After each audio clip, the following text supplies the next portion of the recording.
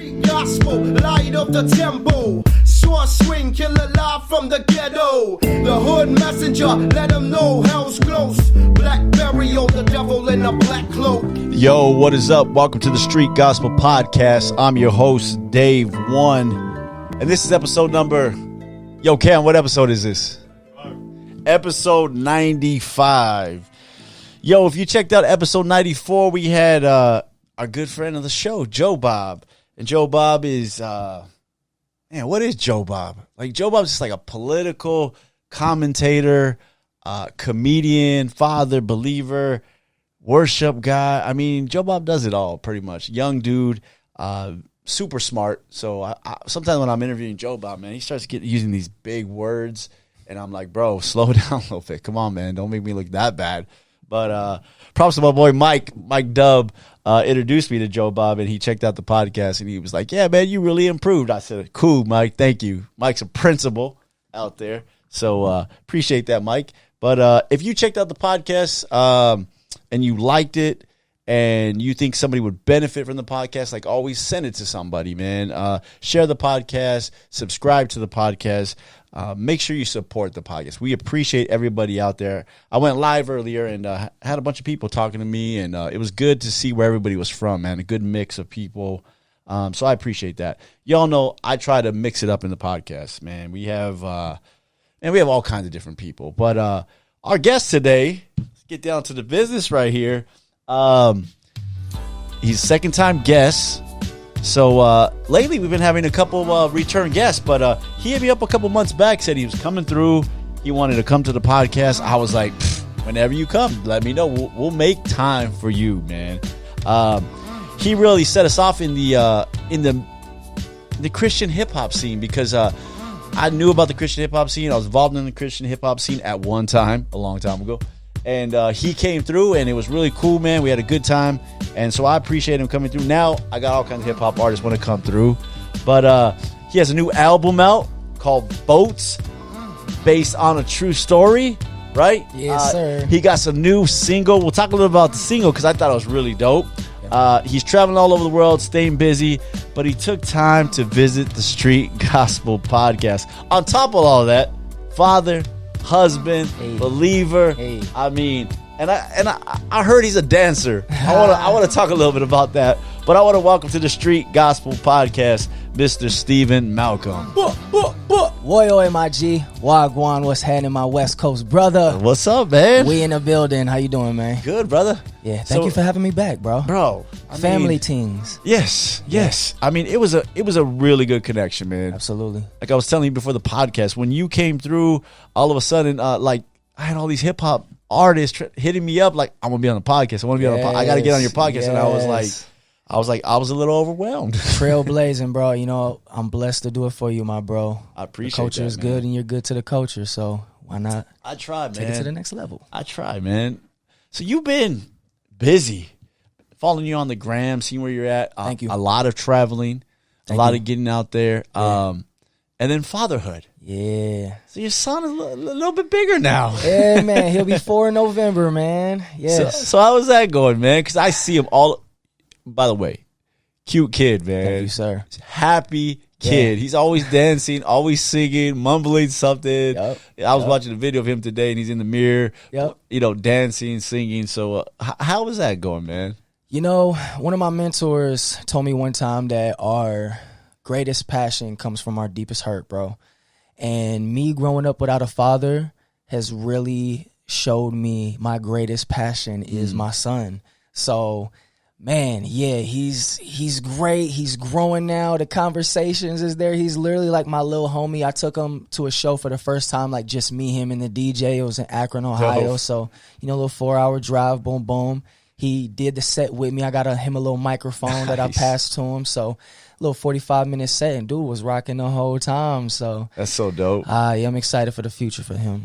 Yo, what if your son comes to you and says, "Hey, Pop, I want to get, in the music scene." Yeah. what's going to be your advice to him? I'd be proud, man. I'd be very proud, and I would just be like, man, listen, you know, I know what it takes. I got the keys, I got the connects, I got the people. Let me, you know what I'm saying, LeBron this situation, and let's go. You know what I mean? Like, I'm all for it, just because, like, I really believe that. I feel like if I had a pops who really put a battery pack in my back, I wouldn't really have a lot of these lessons that I've had to learn in my journey. You know what I mean? So I feel like God has really taken me through the trenches a lot in my life to really be able to have the information for my little man. So, man, if he wants to, you know, hop in the music scene, we about to equip him. You know what I mean? So, yeah. I love that you're positive even through that negative. Yeah, absolutely. Because, you know, there's all, even when you have a parent, right? There's always letdowns. There's always things that you don't like about your parent. You look back, especially when you become an adult, you're like, man, I don't really dig that about them. Yeah. But to not hold that over them and just say, well, I'm going to improve upon them or their style or them not being there or, you know, things I didn't like. I think that's huge going forward. Absolutely. Because we're not carrying that legacy again, another generation. Like we're gonna build it on. That's facts, bro. Cornerstone it. Let's go. Yeah, man. Well, it's good, man. I'm excited because I seen your latest single, and the thing I love about you, man, is that you're. I said this last time. Very diverse. You know, there's no boundary, there's no limit. Just like the God I serve, my brother. So the new one, Feels to Be Free. Yes. With Sanctus Real. Yes. Be honest with you. I don't see a lot of Christian hip hop artists stepping out like that. Nah, man. Like I don't know if they're afraid. I don't know if they think it's corny or are they can't pull it off, because I think you really pulled it off. Thank you. That video, the visuals, definitely. I mean, we got to talk about that too. But all that was big. Yeah, thank you. It doesn't look like you recorded it on an iPhone. Yeah, no, and that's definitely not AI. It's location, all right? real. But all real. But what do you think? Like, what drives you to step out and be different? Honestly, that's me tapping into the essence and how I started. So when I started. My bad. Hold on. Go ahead. Check. 1 2 1 2 1 2.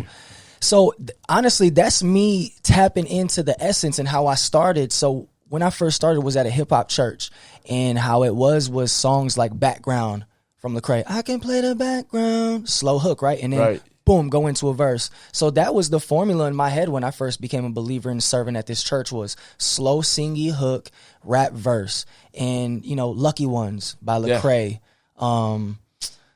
Which one? A lot of them from even the one by the Pops, Andy Mineo, Bitter. Oh, you know, bitter, bitter, and then you rap the verse. So that's always been the formula that I knew of when it comes to leading worship at this hip hop church back in 2010 to 2016.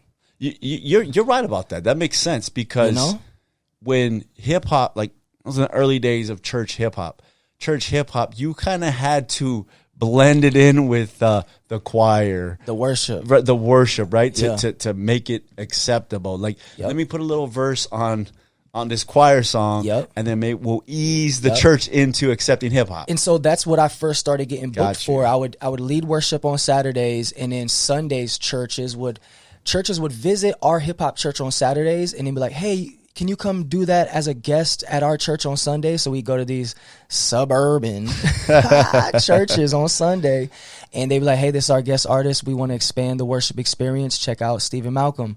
And then, you know, "How great is our God? Sing to me, how great is our God?" And then boom, let me put a 16 to it, back to the hook. So that's just been the formula, and now it's just on a bigger scale. And honestly, like, I feel like people can't execute it because traditional Christian hip hop is not like that. Right. It's really truly blending worship with just rapping and hip hop. Right. I feel like the closest artist who does execute it is KB, but he does more. He does it sample from a sample, right? Instead of just actually, like, you know, going. I think Hovey has Hovey's tapped into a couple, like, little songs, but they're you can tell they're little samples, right? Yep. But I get it. Yeah.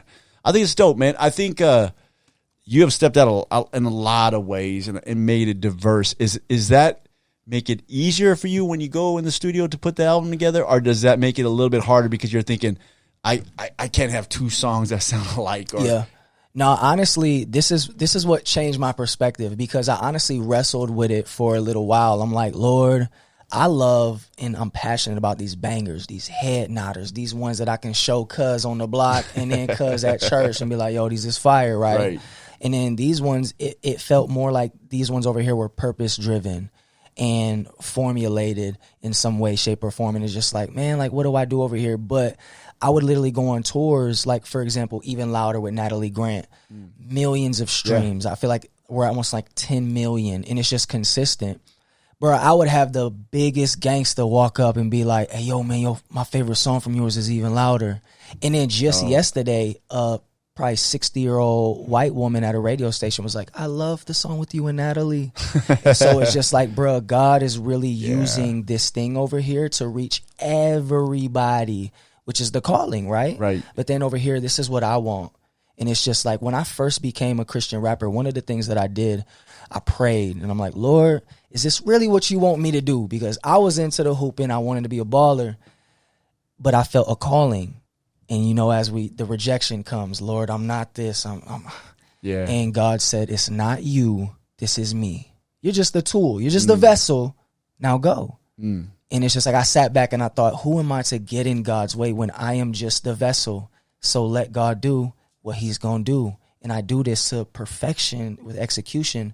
So let God do what he's going to do and stop getting in the way, Steve. Yeah. I think that's a lot of our problems. Yeah. We get in God's way.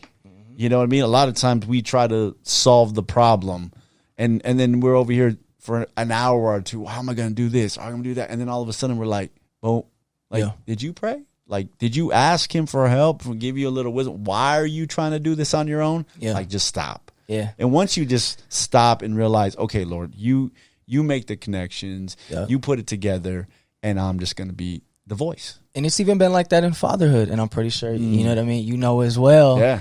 It's like, bro, one of the most frustrating things is like, I'll wake up, cook little man breakfast, get his little juice ready, cartoon set up, boom, boom, boom. And then this little man will find something to just cry about and just get in the way of a smooth morning. Right. And it's like, man, that just really shows, like, everything to me is like the perspective of like the Father. It's just like the Lord will just set something up for us. And the only thing that stops us is us. Yep. That's get out your own way. Get out your own way. Man, how did that connection come, though, with Sanctus Real? Did you search that out, or you guys just... I did just not. happened? It just happened. And that's the beautiful thing, too, of like these big CCM records that I do. Like with Natalie, it was genuine. With this one, I didn't know who Sanctus Real was. I didn't know who Dustin, the lead singer, was. The label was just like, hey, let's give a shot at another CCM record. So I'm like, cool, let's do it. I walk in the studio, Dustin's in there. Now, the connection point was he actually spent time in Grand Rapids. Wow. Like, went to a college there that I know of and spent some time there. So I feel like that kind of gave way to how cool he was. You know what I'm saying? Chill, laid back. For all you that don't know, that's where he's from. So we hit it off, and Sanctus Real, they're actually independent. And so they can do what they want. But the way their audience is and they're geared to, they feed the flock of what they want. You know what I mean? But his heart and where he was saying, he's like, man, like I want to step out of the box. Let's make anything, Steve. Me, I'm a hip hop artist. I can make anything. And so we just dove in. It was like, we both want to walk in this freedom of making a record. Let's talk about the free God that we serve and the freedom that comes with the God that we serve. And boom, we was in the studio in Nashville and wrote the hook together. He laid it down, the bridge, everything. I laid some verses. I ended up rewriting the second verse. But yeah, made it right there in the studio and turned out great. I actually slept on the song, though, for a year. Really? Yeah, it's like a year old. Wow. But I just wanted to be sure. And through that year process was that me realizing, like, yo, get out of God's way. Let him use these records. And I hit a couple festivals and seen Sanctus there, and it was mad cool. And that's super important to me. It's like if they're genuine people and it's just not a business transaction. Yeah, it makes all the difference. Real, recognize real. You get together with somebody. You might be different, but you're on common ground. Exactly. You know what I mean? In the studio, that you can tell. Yeah. You can tell when the album drops. You can tell when it's forced. And it's like, or you can tell when it really is like meant for. Both the artists believe in it. Right. And then the video. Oh, let's talk about it. Okay, the video, bro. Woo! So this is not like, I mean, were you on the plains in Kanye's backyard or something? Because I saw the Wyoming stuff. Yes. And then what was that in like the Grand Canyon? No, it was Moab. Oh, Utah? Moab. Yeah, Moab. Utah. Yeah. Yeah, Moab. and then in Wyoming, of course. So I've never been out there.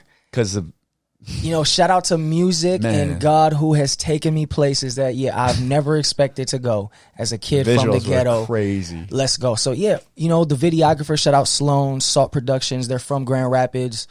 I love them. But this guy always challenges me. There's always a challenge. He's like, Steven, you got to be ready. He did cardio. So for cardio, he's like, Steve, we're going to be running a lot. All right. Wow. 40, we was in the desert. He's like, Steven, we're going to be walking a lot in the desert. This one, he's like, Steven, we're going to be hiking in the mountains. So In caves and everything.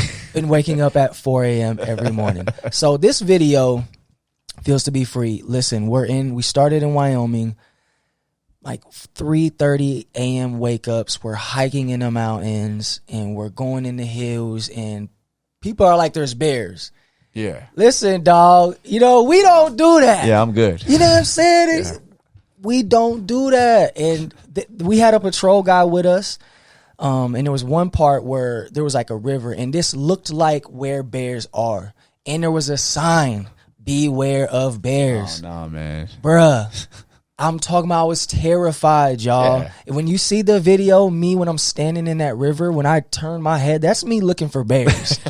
I told the patrol guy, and of course, don't run. My bro, I'm fast. And then he's like, hey, they run 35 miles an hour. All my man had was the bear spray. That's it. And That's so, all I have. listen, y'all, I literally told this man, I said, bro, you are my human shield. Yeah. If a bear comes, I won't run, but I'm getting behind you. That's it. Don't tell me nothing. And like when he said cut, I would go right behind him.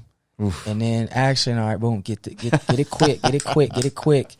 So boom, man, bats. We was hiking one morning, and a bat was just it was like weaving in between us. Oh wow! Like bat, it was the closest. I felt like Bruce Wayne in the moment. Crazy, mad mosquito bites. Yeah, but it was the first time I went hiking in my life. Really? And it was in the hills of Utah and Wyoming. You know what I mean? What a blessing. So, and then on the mountains, there's a shot where I'm sitting on a mountain. I've seen that one, bruh. Okay, so. It has that little arch, right?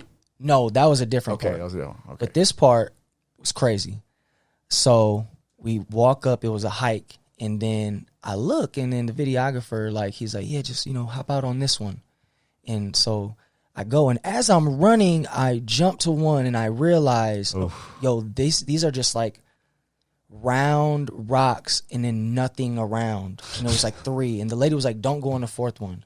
And I hopped out to the 3rd one, and then it realized, bro, it wasn't even that much bigger than this table. Oh. Like it was probably 10 by 10 max of a rock. And then a full drop, bro, hundreds of feet. No, and so, I looked, and then I got dizzy. And so I sat down real quick.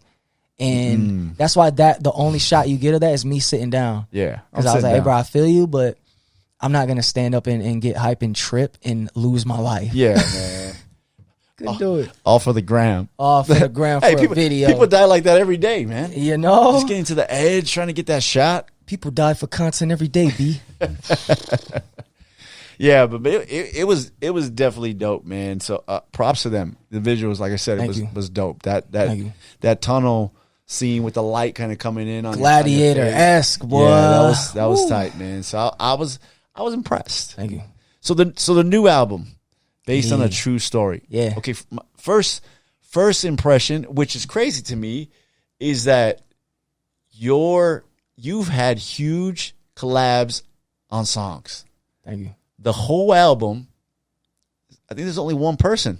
The rest is just all you. Right. Yeah. So it caught me a little off guard because I started going through the songs and I'm like, okay, cool, and then I'm like, I'm waiting for some, little feature, nothing. And I was like, oh, this is different. Yeah. Because you had Snoop, Natalie Grant, yeah, Shaggy. You had all these people that you've collabed, and then nothing. So was that intentional or just came about? I think it just honestly came about. Yeah, knowing the process of boats, it was real quick. Literally just went to Amsterdam and just knocked out half of it. Amsterdam. Yeah, crazy place. Love it though.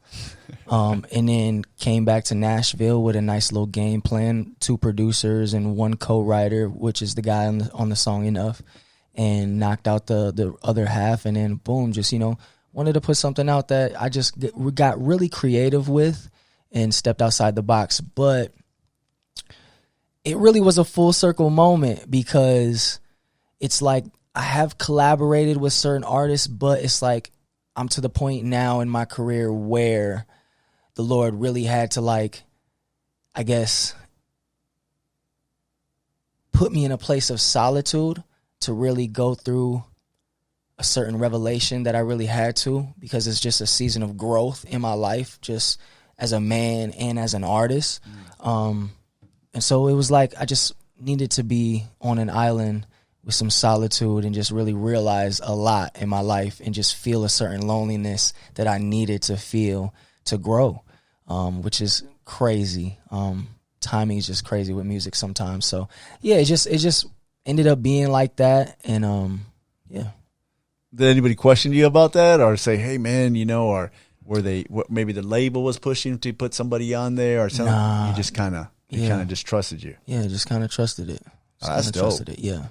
So your writing process, are you having beats, and then writing to the beat, or are you kind of writing, or both? I've found my sauce now. So my writing process is like I'll have to live life. I'll record sometimes. Like I got the Backpack Studio when I hear something, but most of the time it's like I'll live some life and then I'll schedule a studio session for like 2 weeks. And the last time I've been getting in my groove, it's been with this producer named Damie, which he engineers, records, mixes, masters, and makes the beats. So he's like a unicorn in one. And so, yeah, I've been locking in with him, and yeah, he'll have a folder, and he's, a producer who he just has a sound that I like, you know what I mean? And he'll throw something on. And to me, I'm that type of artist where I have to hear something within like the first 10 minutes. If not, I got to move on. And then when I hear something in the 10 minutes and I lay it down, it's like a thing of like, I know when it's dope or not. And if it's not dope, I'm moving on, you know what I mean? Yeah. So, and I'm real quick with it too. Like, I love it. I've fallen in love with the creative process more now ever since the pandemic. Really? Yeah. Why is that? Because I got to dive into like my bag. There we go. I thought back one time, like when I first started recording, what was it like? And what really got me in that mode of falling in love with recording music. And what it was I lived in this house, this party house with the big bros while I was in high school. You know what I mean? Yeah. The big bros that was in their 20s and they partied. And I didn't party because I was a baller. So they would all be sleeping and have hangovers in the morning. And early bird Steven would go in the studio. And so I'd be in the studio from like 7 a.m. until noon by myself, recording, and that's when I would get the best work and the most work done. So I'm like, why not put me in the studio with one person who I'm familiar with, who I'm comfortable with, and just boom, lock in and go to work. And that's what I did. And I found my groove, I found my mode. And then Damie, he just knows when to come in, when to exit the room, when to punch me in. And then the sauce too, like when I'm recording, he knows the sauce to put on the vocals and everything, which I heard and found out was a thing in Amsterdam. So the studio that we was at was like an A-list studio that had all the big guys come in. And the owner was telling me one time he sat in and he seen like Meek Mills was recording, and Meek had his engineering, and then Sway Lee was doing the feature with him. So Sway Lee got in the booth, and Sway Lee's engineer sat at the table. Really? Because their engineers, like their friend, their voice. They know their voice. They know they're like this EQ and this delay right here, boom, boom, boom. And yeah, me and Damien, we started building that Michael Pippen chemistry right there while I was in Amsterdam, and it's beautiful, so I love it. I think that's dope. I was hearing this story about Mustard. So Mustard was telling a little bit of the story of Kendrick's big hit, Yeah. Not Like Us. So, but Mustard was saying he sends him beats like all the time, just like here, Yep. and he'll go through them, Not like us. He found it, and then that's it. And and it was over. And he just wrote it, and he's like, "That's just the way we work." Yep. So once you get that chemistry, I guess, and you know each other, it just pops. Makes it a lot easier in the studio. Yep, absolutely. Now your records are you rap about everything. Yeah, everything. Worshiping God, your personal life, life in itself. Yeah. Are you throughout the day, like when something pops in your head, are you writing down the idea, or you just start writing, or how do you go about like coming up with the subject matter? Because a lot of people think like, oh, I'm gonna write a song about love, so love, or somebody thinks about, I'm gonna write a song about my kid, or this my absent father, whatever, subject matter, or is it like, an experience or something that just comes to your mind? It's a build up. For me, it's a build up. And even sitting here thinking about my introvertness and my, time that I just observe, I feel like I just am an observer of life. And my euphoric outlet is the studio. So I'll live life, like I said, and I'll just experience so much stuff. Praise God that he just, right. Steve, you going to go through this. I'm just going to walk with you, man. Let's go, bro. You built for it. And I'll just get in the studio and just it'll just come out, bro. I don't ever really write anything down. I rarely will do the voice memo thing. But yeah, no songs have ever came from like an idea that I've written down. It'll always be in the studio and just my mind I guess that is my outlet. I just mind go. What's been going on? Boom, boom. And I'll give you an example. Paper Planes. I was watching something with my son, and then a common kid saying is up, up, and away. And boom, that came on. I just took the saying up, up, and away. Up, up, and away, up, and away. And the metaphor of, when I write something on a piece of paper and fold it up and just throw it. That's dope. Paper Plane. It just came together. So stuff like that, that's just how my brain works. Man. Yeah. So one thing I like about you, man, is you're a little bit different than most the hip hop guys right now. Like it's and I mean that in a good way. Like the humbleness, the fatherhood, the genuineness really comes out in your whenever you're speaking. I saw some interviews with you on the gram. Thank you. Like it's worked against me a couple times. It has, but we stay humble. But why? Because to me, like that's like I like that. I like that style. I like that. Thank you. Like to me, like for example, like Nas to me is like the greatest. Yeah. Maybe because I'm an old head, but I and he's still relevant. But I think like Nas like kind of has always done it his way. Yeah. Like no features a lot of times. Yeah. It's just Nas, whatever, just going in. Yeah. And then doesn't do a lot of stuff that you think most artists, if they want to blow up, that they go do. Yeah. Kind of does it his way. Mm-hmm. And that's kind of like, and then he keeps that style. Like he's just like low key, like I know who I am. I don't got, and that's kind of like the same vibe I get from you. Like, I know who I am. I know where I want to go. I don't got to prove nothing. I know what I can do. So I'm going to do my thing. Yeah. Yeah. See, okay. And I would love your advice on this, okay, by the way, because I just feel like it was a lesson that I'm like, okay, maybe I shouldn't move like this. So like you said, I always carry myself in a humble way because I truly, bro, I've been homeless.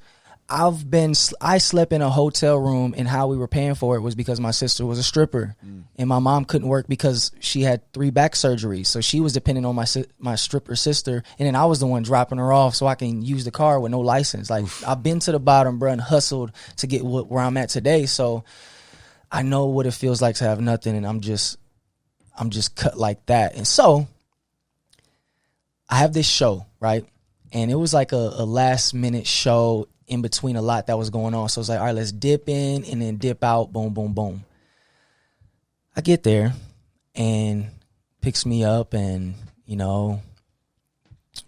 tells me, hey, do I mind staying on the campus? And I'm like, sure. And I didn't really check in with anything that was going on. And we even had a conversation about humility and stuff. So I get to the room and Yeah, man, it was more like a Motel 6. Bugs. And there was literally a spider in the shower as I was getting in the shower. Like it was not artist standard. Right. So then, he comes and gets me, and wait, it wasn't even human standard. It wasn't human standard. Yeah. Comes and gets me, and then like he was kind of invasive. Like I was like, text me when you pull up, and then he just boom walks in, and oh wow, I go, all right, but it's whatever. Like I'm not hiding anything. Boom, and then he gets me, and we get to the venue, and like the power went out, and so he was just like, well, here's your green room, and it was a dark green room. Oh, and like I was expecting like effort to maybe find a room, maybe find a flashlight and just set it up somewhere, and there was just no effort. Just let the artist sit in a dark green room. Cool. All right. And I was just like, to me, it's like, all right, bet. Like, right. So I figure it out, Steve. That's been my life. Open up the laptop, put it on the brightest, you know what I'm saying? Boom. So there we go. There we got light. People walking in and out, and I'm just like, all right, there's no boundaries. And nobody said this is the artist's room. Right. Stay out. Then the dude's like, hey, man, we have nowhere to put the kids, so they're all out, in the seats. Do you mind sound checking with them there?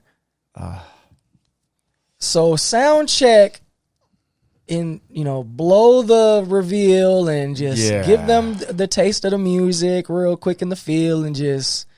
Bro, I've never done that. I'm like, no, like, here's my music. Just go out there and you do something real quick, and then I'll go out.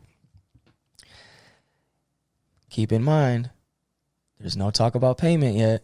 Uh-oh. And that's like a pet peeve, like, as an artist, is just like, when I don't get to the venue, you're not like, here's your, the rest of your bread. It's like, whatever. But, so then I said, hey, you got the payment? And he's like, oh, we thought we were going to mail it. No, that's not what I was told. No. Can you write it right now? Or, Cash App Venmo. He said, oh, yeah, we can do Venmo. And usually it's like, you don't touch the stage, you know what I'm saying? Unless you know what I'm saying? But it's just like, let me give this grace because, it's 5 minutes and then I got to hit the stage. And then I go out, and 5 minutes into the performance, the mic goes out. Man. Terrible experience, Is this within the last year? Yeah. Okay. Just want to know. And time frame. Yeah, man. And then I just literally had him drive me from the venue after the show to the airport. Right. You know what I mean? I'm out. And then like, his phone had no service to Venmo the payment. You know what I mean? Conveniently. You know what I mean? So I'm like, it was like 3 a.m. wake up, catch the flight and long day, bro. And I haven't slept yet. And bro, it's like it's 2 a.m. and I'm having them drop me off at the airport because boarding is at 5:30, and I'm just like, let me just slide, take his word for it, you know what I mean? And then it took a few days for the payment to come through, and in a few days I'm like, dang, did I get played? And I'm the type, I don't like that feeling of feeling played. Nobody does. So it's just like, dang, like, you know what I mean? Like, and the whole time I just stayed humble. And like, I felt like, dang, should I be more assertive? Should I not be as humble as I was explaining to the dude that I am? And I felt like my humbleness was kind of taken advantage of in that certain situation. But it's just like, as an artist, I do need to have them standards already set, maybe, you know what I mean? I don't know. Okay. So my advice on this. So I've done events, right? And maybe not to your level, and I mean, like, you're well known. But I've done events whether it was like a small church event, or the podcast actually got started through an event we used to have called Street Gospel. Nice. And we had groups come in, we had graffiti, lowriders, all kinds of stuff, the word, everything. So we had a good mix. So not a huge budget. So I was very transparent with the artists, whether they were graffiti artists or they came with their band or they were rapping, whatever. Hey, what would it take to get you to come? Like, I'm not asking for a favor. And some of these guys were like my friends, but and I'm very respectful of my friends. Like, look, man, you don't have to do it. Like, I'm not, but what would it take? And a lot of my graffiti artist friends were like, hey, man, like, just buy me some paint. Right. And if I keep the paint after, cool. All right. So I'm like, paint. I'm like, free ticket to get, we had barbecue. Get the barbecue. Nice. You know, what do you guys need? Whatever you need, tell me. A gift bag, whatever. So I would hook people up. And then I've been in churches where there was a budget and hospitality was whack. And me and my wife were like helping with hospitality during a conference or something. And there would be stuff that was just to be honest, was just ghetto. You know what I mean? Like the equivalent of your room, right? So, that was rough because I wasn't in charge, but I was like, this is not good. Yeah. And then I've been in charge of not in charge, but been a part of my church now where if you come to my church, it's not a huge church, but I guarantee you, here's your check. Here's a real green room. What do you need? Yeah. If you need something, here's a person that's going to be right by your side. 100%. We have a parking space for you. Pull up front. We're going to pull you into the back. So I do believe there has to be some sort of standard. And when you get to a level that you're at, there's got to be a standard of, look, man, this is not – this is what the problem is too. I think people think that Stephen Malcolm's coming as a ministry, which you are, but – this is also your job. This is your livelihood. And you gotta bless the man that comes and performs or ministers at your church. Yeah. Yo, what's up, everybody? Welcome to the Street Gospel Podcast. Before we get started, I wanted to let you know that this podcast is brought to you by Elevate Ministries. Elevate Ministries is an authentic, passionate, and innovative church in the heart of Orange County, California. They strive to make their services welcoming and encouraging by intentionally engaging you in all senses to stimulate a spiritual hunger. If you're looking for a great church that's on a mission to change the world one person at a time, I encourage you to check them out at www.elevateministries.com and on Instagram at Elevate Ministries.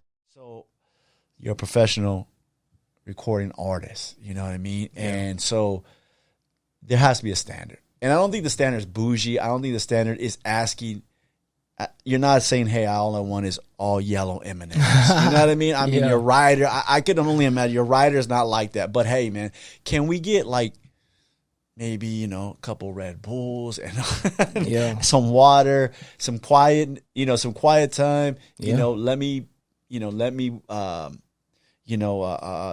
sound check with no crowd. I think those are just things that come along with as you grow. Yeah. I mean, a new artist trying to prove themselves or trying to work their way up, I think that's the way it goes. You're trying to work your way up. You've been in the game for almost 10 years now. Yeah. I mean, I think that you earned that right. And I don't think there's nothing wrong with saying, yeah. But I think the way to get out of it, though, is you let somebody else be the bad guy. Yes, and that's how it usually is. Okay. Usually my DJ comes with me, or I have a road manager that, I'm saying, is the mediator. And sometimes I ain't even got to say a word. But it was that one time, man, I did it dolo, and I regretted it. Oof. Well, did you get paid? I did. You got paid, but praise it was praise God. But I think, just you saying that though, I think a lot of artists are, they get a little popular, they get a couple songs, they get popular, and then they turn into, MJ Ryder, you know what I mean? Where it's just like, I need this, I need that, da da da da da da. And I think it's always good to stay humble, but I think there's a fine line there of like you said, you want to be humble, but there is some things that go along with booking me that I'm asking you for. I don't think it's much. Yeah, no. And I think, but you got to ask for it. True that. But somebody being the bad guy is always cool. I think that middleman. Excuse me. Took a bad drink of the water. That's all good. Yeah, I think the middleman is key because I went on this one tour with this one artist who will remain nameless, and the way he moved was mad like superstar, right? But he was a great guy. Like I'll be the first to tell you, bro is the truth. He's a great guy. I love him. He's bro. But the way he moved, it was always the middleman who was like, Yeah. hey, he needs this. Hey, this is the kind of situation this artist needs. And I think that is, like you said, that's the professional way to handle something. Yeah, because I think the artist can remain the same and remain that good-hearted person, but there is a time when you can become a little bitter at doing shows like that, all based on because things like that happening. Bro, I know an artist. Let me see. I shouldn't, because it'd be cool to name her. I'll name her because this platform, they could become familiar with her and love her. Cool. Natalie Grant. Okay. I love her. I love her to death. That's my sis. I call her the humble diva. And why I call her a humble diva is because she is a sweetheart. She is anointed by the Lord himself, but she has that professionalism in place. You have to. And I went on tour with her, and I've done shows with her, and she has a manager. Every event that we've done, I kid you not, before Natalie walks in the building, her manager comes in and scopes out. Who you? Nice to meet you. Nice to meet you. Okay, make sure everything is in place. Yeah. And then you always see Natalie come in like 10 minutes after. She'll go get her. It's like, oh, it's beautiful. And she'll come in, and shake everybody's hand, love on them. But proper team. Yeah, I think I didn't get offended. I have somebody that did that here. Came, knocked on the door. What's up, man? Hey, come on in. Nice. Yep. I'm with so and so. I just want to check out the spot. Yep. And then I was cool with it. I was like, yeah, that's professional. Yep. I get it. That guy had the last podcast, Joe Bob. He said he needs somebody like that. Yeah. Like he needs somebody to be right there because it's just too much sometimes. And I've realized, so do I. Like this new road manager that I got, shout out Jeremiah. That's how we roll now. When we first get to the event, I'll sit in the car and he's like, let me check it out. He'll make sure. Merch table, merch spot, green room, bed. Where's the bathroom? Bed, boom. All right, Steve, let's go. We good. And I love that. See, there's nothing wrong with it. I think because we're believers and we're Christians that we think we can't be professional. You know what I mean? I think sometimes we're like, but everything else is professional. If you come and fix the AC at the church, you better fix it right. You know what I mean? Absolutely. Like everything, everything's got to be in order. If you buying a property, like you don't want, hey, brother, come on, man. You don't have to read this. Just go ahead and sign it. We're brothers. You know what I mean? No, it's like never. I mean, it's like out of common professional courtesy, you're gonna say, "Hey, bro, like read everything, man. If you have any questions, let me know. Matter of fact, if you want to take it home, go ahead and take it home, and we'll talk about it tomorrow." Yep. That's the professional aspect. But I think sometimes with believers, we kind of like, well, you can trust me, brother. Right. Like, I think sometimes it's just like it can't be that way. It's got to be. I don't. Yeah, man. I wouldn't have got offended if you know what. I did get offended one time with one guy. I was trying to book him for the show for probably like 2 years. Dude was from the same neighborhood as my family. Had a great story, and I was just like, yeah, what's up, brother? Like we know the same people. Like I want to book you. Yeah, come in, tell your story. Yeah, we'll work it out, man. No, da da da da. And then we got to like a year and a half. I'm like, bro, like. Let's do this, man. Like, you made all your rounds. Like, come through to the podcast. Hey, brother, I have a manager now. You got to talk to my manager. And I was like, for real? So, there's that aspect. The good old switch up. Yeah. So, I was just like, hey, man, just tell me you don't want to come. Yeah. That's, but, I mean, it goes both ways. But I think for you, man, you got to have that buffer. True. Thanks. So, hey, man, the Christian hip-hop scene seems to be getting bigger, man. It is, man. Even in the last 2 years since you last came here, it's just exploded. A lot of new cats. What do you think has been the what's pushed that, or why is that happening? I think the quality.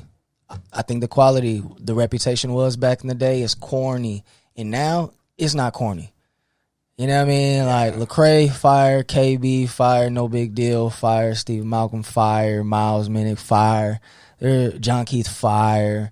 Aha, fire. Like there's Hovey, fire. There's just so many fire artists, bro. And so the quality influences the culture, man. And it's just we are the positive culture. Like I love the fact that you have your Kendricks and Coles, the conscious rappers. Right. You know what I mean? But it's just like, bruh.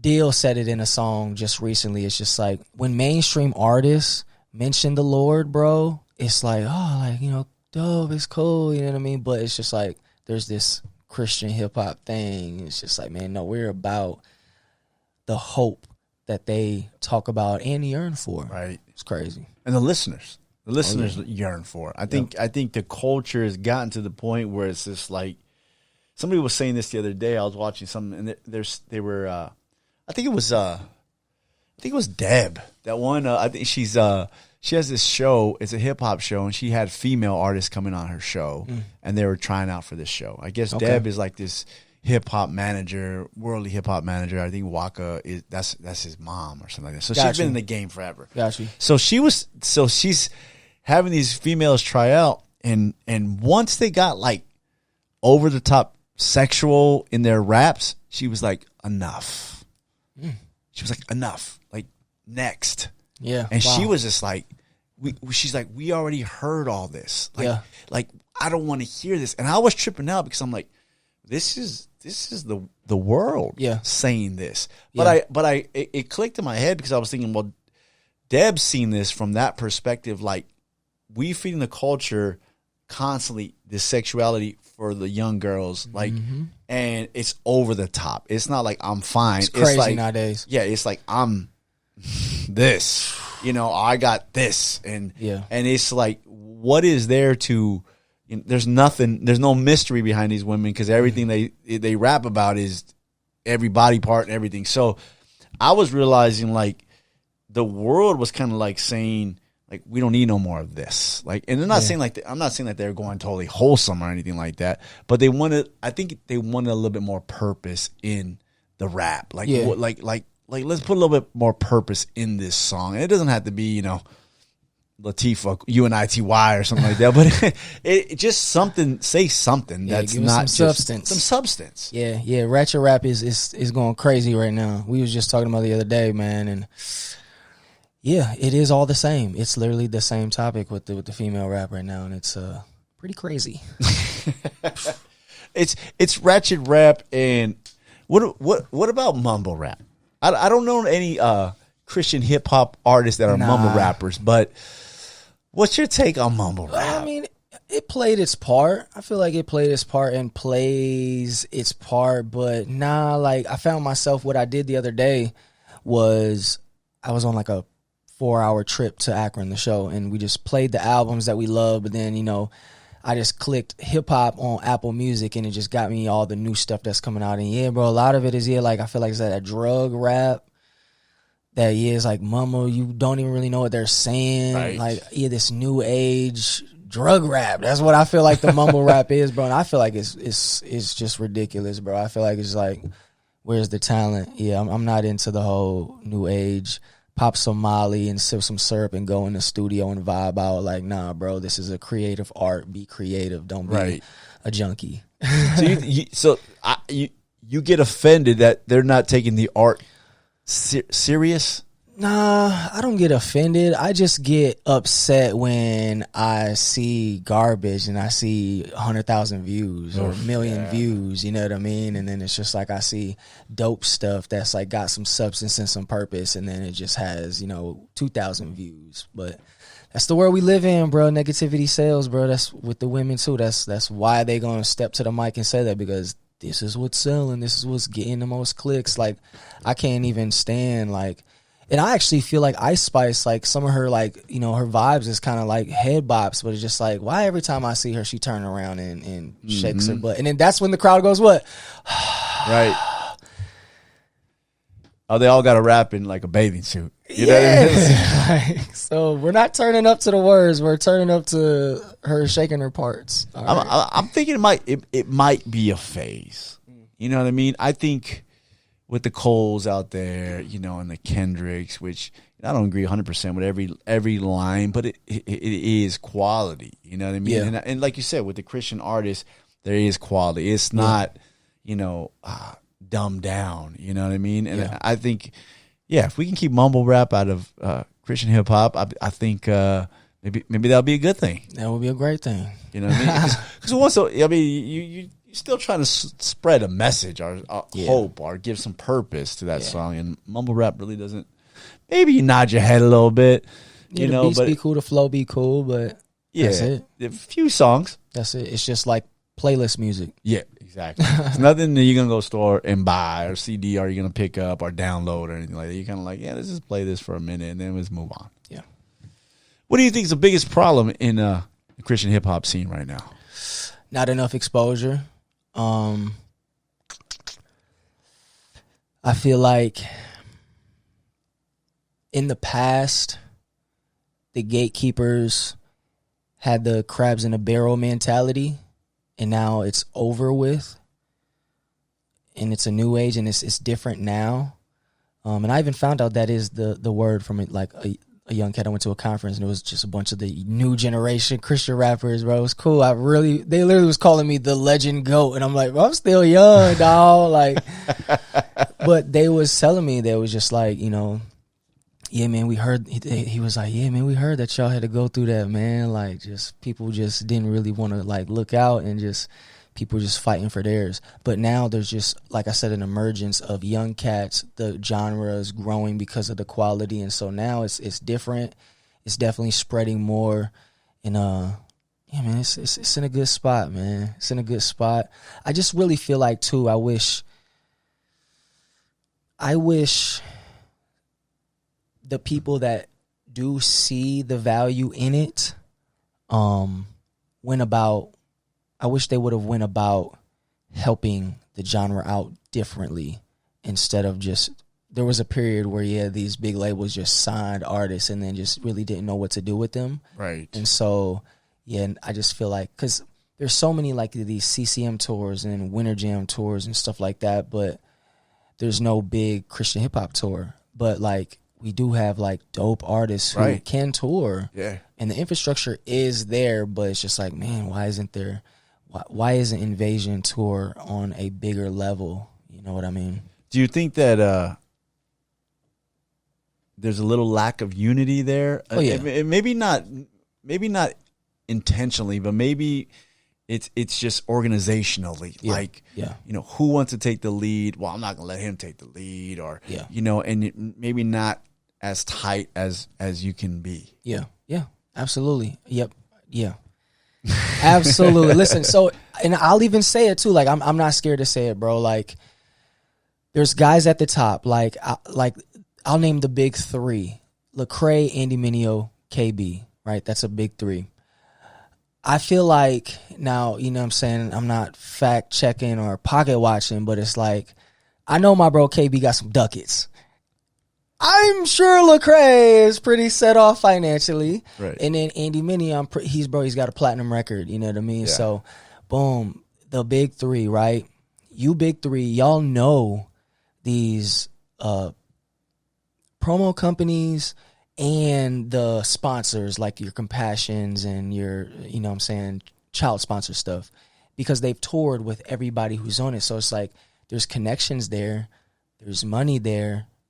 You three are leaders. There's leadership there. You guys toured before. Okay, boom.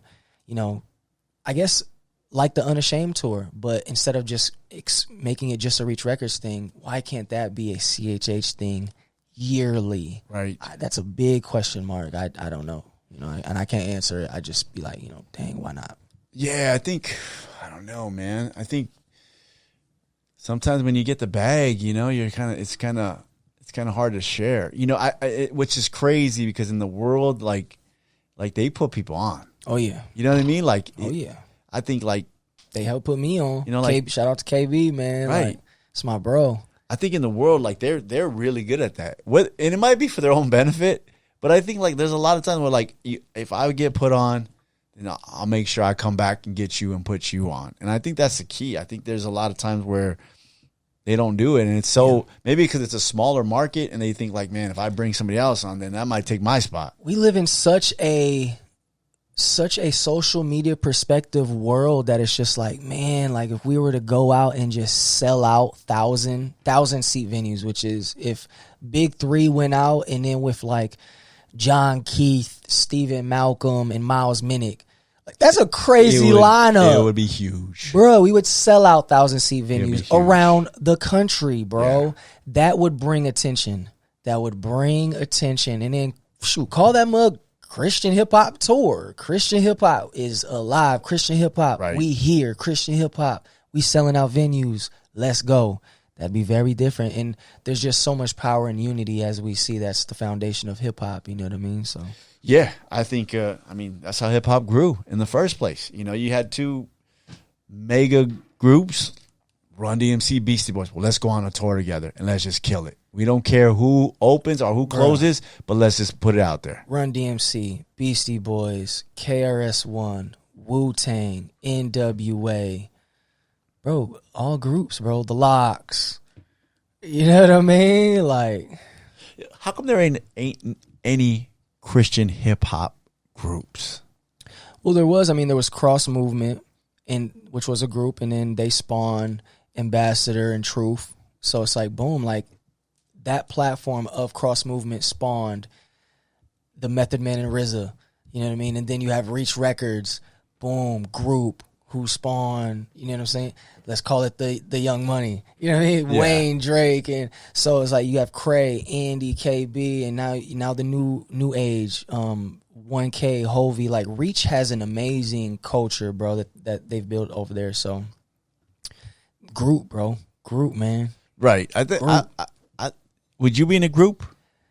If you were in a group, would you be Batman or Robin? Or would it be like a Method? Batman, no. Or would it be Method and Red? Yeah, see, no, I'm definitely Meth, bro. I'm definitely Method. I'm definitely Batman. I'm definitely Jordan. Yeah, no diss to Red, but we know who's the Batman in that group. Yeah, man, you know, team group, it's just, okay, I'm gonna just say this, man. When it comes to the team group, I've always believed in it. I have both of my groups tatted on me, and I've always known the power of the group, of being selfless and riding the group, and then all benefiting from the group and spawning the career of a solo artist. But sometimes you can't get everybody on one accord. I know, man. Because they have their own agenda. There's always one. So that's when Stephen Malcolm comes in and, you know, stays around until we win and claims what is his, my brother. Yeah, I think it's hard with the group, man. Yeah. It's I think like Wu-Tang was like the most successful group to spawn individual careers. You know what I mean? G-Unit. Trying to think about new ones. You know what I'm saying? Like NWA, for the most part, all of them, you know, had some bangers. Yeah. You know. But yeah, I think it's would you ever do a group thing if you got like this, like a super group? Absolutely. Two or three guys and just come together and just Midwest Connection, bro. Let's go. That'd be sick. Midwest Connection. I like it. Yeah, man. So what can we look forward to? What you got coming up? A lot of collaborations, my bro. Yeah. That's one of my focus. Let's get off the boat's island. Let's take that boat and paddle, you know what I'm saying? And just be in community, man. Like, I feel like I'm in a place in my career now where, like, I just kind of want to move more like an artist. You know what I'm saying? I'm understanding, you know what I'm saying, the spot that I'm in and just the blessing at hand. So I just really want to, you know, get out my comfort zone and grow. So, man, just much more community, much more intentional, genuine collaborations going on, and then touring. You know what I mean? Got the new record out, and so me and Sanctus, we're going on the road, and then I'll be here with Invasion on the West Coast, and then next year, man, just a lot more music. I want to double down on the content and just welcoming people to my lifestyle instead of just the music. You know what I mean? Right. Is there? So this will sound bad, but I mean, honestly, when I think of Christian hip hop artists, I think a guy that's still working a full-time job Monday through Friday and then performing on the weekend. Most is there money to be had if you're good? Yes, if you're good and you know how to move. Okay, and it's your calling, man. It's the Lord's will, because this thing ain't easy, my brother. You know what I mean? So, but if you're consistent and you got a niche and you can get going, like, bro, I've been doing this full time since 2017. Like, I have not had I don't even know what the 9 to 5 looks like nowadays. You know what I mean? So, yeah, there's money in it. Not a lot, but you just got to know how to, you know what I'm saying, how to hustle and do the right moves. Is it shows? Yeah, it's mostly shows and the merch, man. Shows and the merch. Pay the bills, my bro. Yeah, man, the merch.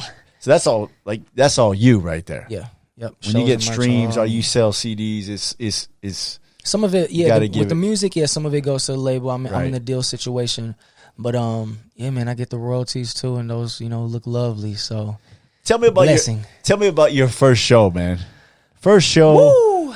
And how I remember it. and what lessons you learned from those first show days? Man, so it Because you put on a hype show. Yeah, it was in the Midwest for sure. For some reason, I feel like I want to say it was in Benton Harbor.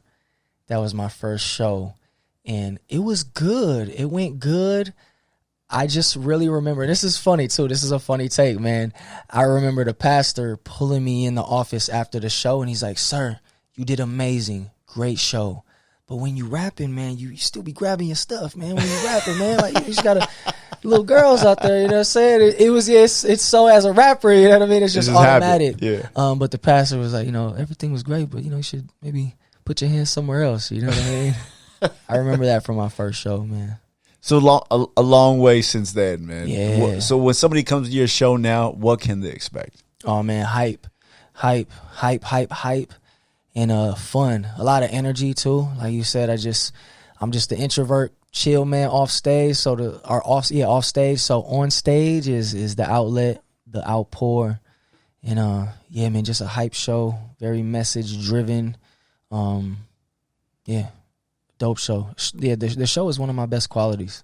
That's what That's what I hear. You gotta have a dope show, right? Absolutely. Because if they hear the song, they're already anticipating, they're already expecting something. Yep. If I go to your show and I'm like, oh, that was kind of whack. Yeah, the show changes the game. I think Cam was a big Logic guy, right? Ooh. So he finally goes to the Logic show, him and my daughter. Turn up. Right? Yeah. And they were expecting he's going to, kill it. Yeah. And for some reason they came home and they were like, yeah, he was just a little off today. Yeah. And then I think my daughter tweets him, right? She Instagrammed him, right? And says something like your show yesterday wasn't as great. And for some reason he's seen it and he goes, noted. Hey, sure. Hey. But yeah, man, criticism. I think, was it recent? Nah, this is like 2017. Like during the Incredible True Story? Nah, it was during Everybody. Yeah. Well, he just divorced his wife. Exactly. See, because I was a Logic fan too, and because he flows, he's got that flow. Yeah. And yeah, bro, ever since he just had a downfall, just a decline, and yeah, the divorce, and I feel like he started smoking, and just something going on. Something went on in his life, man, where he's not the same Logic. So let me ask you. So if you have, let's just say you have a little argument with your lady before you leave him to the show. Happens. Been there, yeah. Right? It happens to all of us. Yeah. I mean, I leave to work, might have a little argument with my wife. I'm probably going to take it to work with me. Yeah. Right? Yeah. Till we call at lunchtime and then we patch when it all up. yeah. Right. So have you had those cases where you go and you just leave the house, get on a plane, go to the show, and then you're just like, I don't feel like performing today, but I got to be a professional about this. Absolutely, man. And those are the worst, man. Yeah. When you're arguing with the spouse. I have a funny story too. My pastor told me one time that he was preaching at a church, and then at the dinner table, I guess the pastor was aware that, because he had told him and his wife, and then the pastor was like, hey, I don't want you to pray. Because apparently in the Bible, it says if you are at odds with your spouse, you cannot pray. Your prayers will be hindered. There we go. If you don't treat your wife right. That's in Scripture. Your prayers will be hindered. So the pastor was like, don't pray. Literally not. Don't pray for me, bro. Yeah. And so, yeah, that's to me. Oh, that's the worst. I hate it. Shout out to Jaden Smith. He actually said it in a rap song. He's like, da-da-da-da-da. She called and she's mad. Oh man, I don't want to record no more. And you hear the headphones slam down. It just doesn't it be like that? The wife sometimes can just determine the day sometimes, but it's just it's our job. We are the men. Yeah, man. I've learned that too in a season that just passed. Whatever's going on, we as men, as we lead every other capacity in our household and in our life, our job is to reconcile. Yeah. every time those odds come. So yeah, that comes with the territory for us. Absolutely. We're the umbrella Yeah. that covers the home, Yeah. covers our wife, covers our Yeah. kids. The way of the home, it's crazy. I'm glad you said that. Let's talk about it. That's crazy because the way of the home is based on the father. The father. 95% of the time, Mm-hmm. where it goes. Right, we Yeah. come home, how we acting. Yeah. You know what I mean? The wife's anticipating us coming home. She's probably excited. She's happy. We come home, bad day. We set the tone for the house. We set the tone. I 100% agree. And we could fix a lot of things too. If she has a bad day and we come home, there's some things we know how to do that we can make it better. Yeah. Doesn't make it all right, but we can make it a lot better. So Yeah. I truly believe what you said, that man. That's key. Yeah, man. A big challenge that's been in my life recently is praying. And I've asked around too. And like, it's not a consistent thing, husbands praying with their wife, man. And so it's Yeah. really changed the game for me. And yeah, praying with my wife and praying with my family. I used to just do it alone.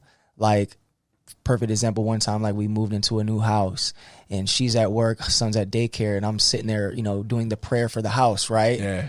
As I thought a good husband should. But doesn't scripture say where two or more are gathered? Yep. The Lord's. So, I have a whole wife that we need to be praying for this house. You know what I mean? So, yeah, when you get to, I always tell people that, and it's not even about the quantity or the time. You know what I mean? When we pray, sometimes we think like, wow, we're gonna have to hit this for like 35 minutes, and sometimes it's the quality. it's the quality. Like, hey, babe, let's pray about it. Hey, love, let's pray about this. You know what I mean? And sometimes we're even in passing, we're like, all right, we'll pray about that, and then we go about our day. Never But do it. let's pause right now and let's say a little prayer. Yeah. Let's get together and let's just pray about it. Let's believe God for this before it passes. Yeah. I think a lot of times maybe it's because we were in church as young kids and we heard people, they pray for hours, and we think like, well, I got to pray for hours and I got to do this. And prayer is throughout the day, right? You know, I like to spend time in the morning, and just put some in the morning, and then I'm like, Lord, like, I'm going to pray throughout this day. I see a person, maybe they need prayer, they post it on the gram. I got you, man. I'm going to pray for you right now. Yeah. Boom. Pray. It doesn't take much, but I'm in the spirit, like, not even realizing it really, but praying for other people throughout the whole day. So I think, it's the quality, man. It's the quality. It's always important. And the woman will follow suit. Yeah, man. See, you different, man. Bro, listen, there's been a lot of growth, my brother. Different, man. A lot of life, a lot of growth, a lot of understanding. Yeah. Yeah, you different, man. I like that about you, man. I really want to see you be in that top 3. You know what I mean? I think you earned it. I think you're good, really good. I think you're diverse, different styles from Jamaican to worship to, fast rap, slow. Everything. You're just like, I listen to your album, man. I listen to your songs, and it's like, this dude's really good. Bless up. Bless up. Like, I don't know if the Midwest is holding you back or what, but it's you're representing that well. And I think, like, maybe if you lived on one of the coasts, maybe it would be bigger. But I think you got that Midwest sewn up. Yeah. You know what it is? What I think it is, and this is what's really going to make me kick it into second gear, is I am truly a middle child. I still remember the blank CDs, bro. You know what I'm saying? And the demos in LimeWire. You know what I mean? And we don't live in the music business as much anymore. We live in the media business. True. When you wake up, when your shorty wakes up, bro, he probably opens up Facebook, TikTok, Instagram first. He doesn't open Apple Music and Spotify. You know what I'm saying? Unless we hopping in the shower or something. But then we're hopping in the shower. We're not scrolling. So content. And it's just like me, bro. I can pump out records like this. I can give you music out now, available. Go get it. But it's like, even me, I scroll to, like, I'm a fan of this guy, so I want to see what he's buying at the grocery store. I want to see his hairstyle for today. I want to see this. It's like, oh, I want to see more than what album he has. We live in this age where we want to see lifestyle. We want to see content daily. So it's just like me. yeah, bro, I'm about to be in a season where I gotta boom, boom, boom. I feel you. Kick it in and just really like give people Stephen Malcolm to the next level. Because when it was just about the music, it's giving it boom, boom, boom, boom. Yeah, so now it's just the world in my industry has transitioned to a little something different. And so, you know, those who have longevity adapt. I feel you on that, man. I'm the With same. that. I'm the same way. Yeah. If I could just do the podcast, put It's it out, podcast. cool. But on the gram, I see other You need- people, yeah. and I'm like, man, they're putting out something every day, commenting on this clip. You commenting need on an this, commenting- Instagram to promote. It's free marketing for the podcast, and they Yeah. help each other. You know what I mean? Like, It's hard, man. It's hard being the rookie and the vet at the same time. you feel me? You know what I mean? You're like, I'm about my music, but I gotta be, I gotta be over here and do this too. So Yeah. it's part of it. Yep, and then balancing the family Yeah. thing. And I love being a dad. I love enjoying family moments without my phone. Yeah, So yeah, but you know, it's my job, and we're gonna do what it do. yeah, man. It's a blessing. So Invasion tour coming up. Yeah, we back on the West. Yeah, I saw you got to stop in Lawndale. Yeah, Friend of mine's church. So hit him up today. I say, we got Stephen Malcolm coming in November. He's like, oh yeah, man, it's gonna Yeah. be a good tour. So hey, you should come through, man. Yeah, the Invasion, the I'm gonna shows, they're a little long. He be having the lineup kind of long. I saw there was sometimes.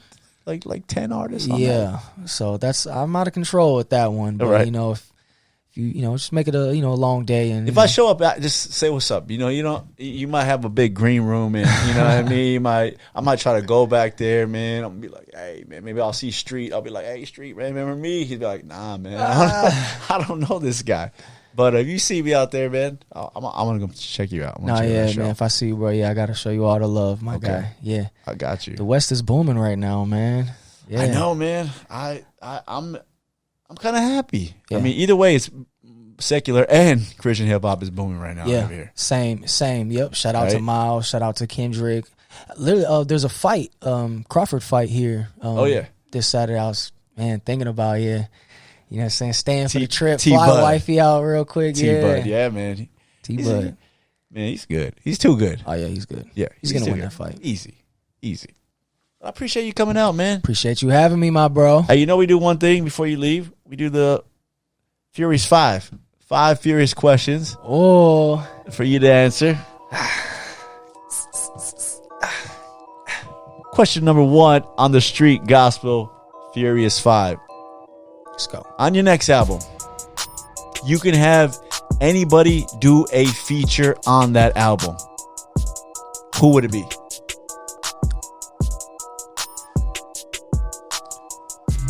Anyone. I would have to say, man, I'm torn, bro, and this is Furious 5. Okay. Big Sean. Big Sean. Caught me Boy. off guard there. Yeah, I'd make it a Midwest ting. You know what I mean? And Big Sean, he's got lyrics and he can fast rap. What happened to Big Sean though? He's still in the game. He just did a single with Eminem, but see, Big Sean is more so of a GOAT now, and he's never really been super consistent, which is why he's not mentioned in the big three to me. Yeah. But Big Sean, yeah, lyrics. He's a lyrical GOAT, He is good. and he can fast rap. Yeah. I'd make a song with him called Turbo Kids. Hey, Oof. There we go. Speak it into existence. you know, Question number 2 on the street gospel Furious 5. Now, we didn't get into it, but I heard you were a dancer in a past life here. yeah, oh, Oh, there we go. oh, yeah. Okay. The 2 GOATs of dancing to me. MJ Check. versus Chris Brown. Those are the two, yeah, greatest dancers of the entertaining world. Who you pick? I pick MJ. I pick MJ. MJ solely because, all right, hear me out. And I Okay. have this conversation with Okay. my DJ who is dancer extraordinaire all the time. All right. And he leans more towards CB. But I say there would be no CB without MJ. You can go anywhere and do a little kick in this. Michael Jackson. You can go anywhere, do a spin. Michael Jackson. You can go anywhere, moonwalk. Yeah. Michael Jackson. Right. Innovator to this day. Yeah. Chris Brown. What dance move can I do to make you look at me and be like, Chris Brown? Well, if you don't know Chris Brown, Millie Rock. The Millie Rock dance? Yeah. Nah. Really? Yeah, that's like, I think Millie Rock is a New York thing. And Chris Brown's from like Virginia. But he does the Millie Rock. Yeah. But you're does a right. lot of dances. I'll give you that. Moonwalk, who you thinking? Michael Jackson. You know what Kick. I mean? Brim hat. Ad libs. If I on a rap track go, hee hee. Oh, he's doing a Michael Jackson ad lib. Ow! You know? Yeah. From ad libs to a brim hat, a sparkly glove, and tube socks and penny loafers. Penny loafers, yes. So to swag, One glove. ad libs, dance moves. Michael Jackson he originated those three things. You know what I mean? In entertainment. So Michael Jackson, hands down. My inner dancing self, CB. I'm not mad at that. I show my kids moves all the time, man. And Chris Brown stole a lot of my moves. That's all I have to say, right, Cam? Cam's over there. Okay. Yeah, no, Chris is a I get phenomenal you. dancer. My brother-in-law is a big dancer too. Yeah, And he What- said what the does same he thing. say? Yeah. MJ. He's like, nah. But MJ. it's like it to me because Innovator. I'm a basketball player though. Like LeBron athletically he's advanced, more advanced than Michael Jordan. Okay. So like the twitch muscle speed, probably the vertical leap, like it's a little more advanced. So like CB, I feel like his dancing spectrum is advanced because he is in this new age. Right. But Michael created what he's doing. the new age. Yeah. Yeah. So got you you. are a son to the father, CB. Ooh. Well, I think CB would say that. He would, man. Michael Jackson. Speaking of LeBron, question number 3. I got bench 1, play 1, trade 1. LeBron, MJ, Kobe. Play Jordan.